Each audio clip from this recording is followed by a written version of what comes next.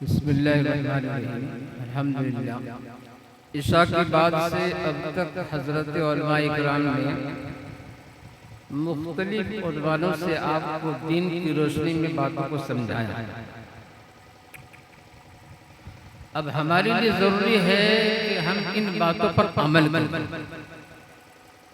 عمل کے لیے اتنا ہی کافی ہے، کیونکہ یہ مجلس دعائیہ مجلس ہے۔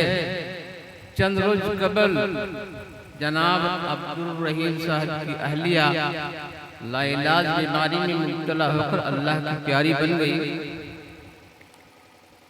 حضرت انس رضی اللہ تعالیٰ عنہ فرماتے ہیں،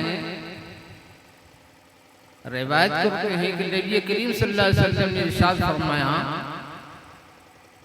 اللہ تجھ برتر اپنے عزت اور جلال کی قسم کھا کر فرماتے ہیں، میں جس بندے کو بخشنا چاہتا ہوں، میں جس بندے کو بخشنا چاہتا ہوں، میں اس کو دنیا کے اندر بیماری کے اندر مبتلا کر دیتا ہوں، یا رزق کی تنگی میں مبتلا کر دیتا ہوں، یا کسی غم کے اندر مبتلا کر دیتا ہوں۔ چونکہ انسان گناہ اور عصیان کا پتلا ہے، انبیاء علیہ السلام معصوم ہے، ان سے گناہ کا صادر ہونا محال ہے، لیکن عام انسانوں سے گناہ ہو ہی جاتا ہے۔ تو اللہ نے فرمایا، یا ایھا الذین آمنوا توبوا الی اللہ توبۃ نصوحا، اے ایمان والو اگر تم سے کوئی گناہ ہو جائے تو ڈرنے کی بات نہیں ہے، آ جاؤ میرے چوکھٹ پر جھک جاؤ، مجھ سے معافی مانگو، میں تمہارے گناہوں کو معاف کر دوں گا۔ تو اللہ جس بندے کو پسند کرتا ہے، اللہ آخرت میں جس کو نوازنا چاہتا ہے، تو اللہ اس کو دنیا کے اندر اس کو گناہوں سے پاک صاف کر کے اٹھانے کی کوشش کرتا ہے، اس لیے بیماریوں کے اندر مبتلا کر دیتا ہے، تنگ دستی کے اندر مبتلا کر دیتا ہے، اور بندہ جب ان چیزوں پر صبر کرتا ہے تو میرے محترم بزرگ دوستو اس کی نجات ہو جاتی ہے۔ اور ہر انسان کو مرنا ہے، کل نفس ذائقۃ الموت، ہر نفس کو موت کا مزہ چکھنا ہے۔ نہ جانے بلا لے پیا کس گھڑی، نہ جانے بلا لے پیا کس گھڑی، تو رہ جائے تپتی کھڑی کی کھڑی۔ اس لیے عقل مند اور ہوشیار اور چالاک انسانوں ہے کہ دنیا کے لیے اتنا محنت کرے جتنا دنیا کے اندر رہنا ہے۔ ظاہر بات ہے کہ دنیا کے اندر 100 سال 80 سال رہنا ہے، اور آخرت کے لیے اتنا محنت کرے جتنا آخرت کے اندر رہنا ہے، اور آخرت لامحدود زندگی، ختم نہ ہونے والی زندگی، اس کے لیے ہم کو اور آپ کو کتنا محنت کرنا پڑے گا۔ اللہ ہم سب کو سمجھنے کی توفیق عطا فرمائے۔ اللهم صل على محمد وعلى ال محمد كما صليت على ابراهيم وعلى ال ابراهيم انك حميد مجيد۔ اللهم بارك على محمد وعلى ال محمد كما باركت على ابراهيم وعلى ال ابراهيم انك حميد مجيد۔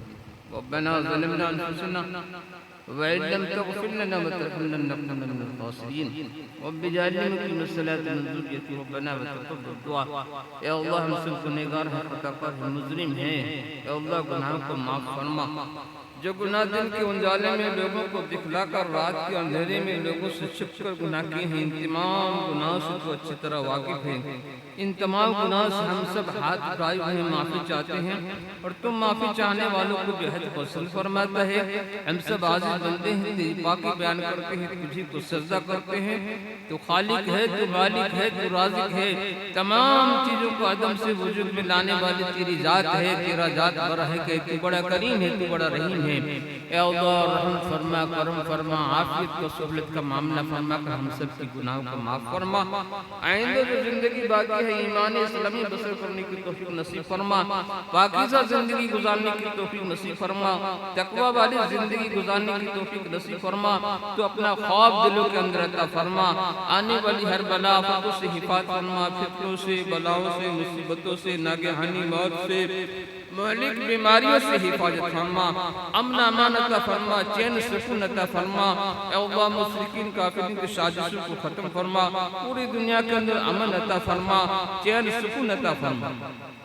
یا اللہ اس مجلس کے اندر جو کچھ بھی دین کی باتیں کہی گئی، یا صبح کے وقت جو قرآن پاک کی تلاوت کی گئی ہے، گھر والا جو قرآن پاک کی تلاوت کیا ہے، اللہ انسان میں کسی قسم کی خامی کوتاہیاں ہو گئی معاف فرما، اس کے ثواب حضور اقدس صلی اللہ علیہ وسلم کی روحی مبارک پہنچا، تمام صحابہ تابعین اولیاء اکرام بزرگان جن کی روحوں کو پہنچا، کل مومن مومنات کا روحوں کو پہنچا، ان سب کے وسیلے سے خاص کر جناب مرحوم جناب عبد الرحیم صاحب کی اہلیہ مغفرت فرما، ان کے روحوں تک پہنچا دیجئے۔ اے اللہ قرآن کی برکت سے قبر کو جنت کا باغ بنا، جنت کی کھڑکی کھول دیجئے۔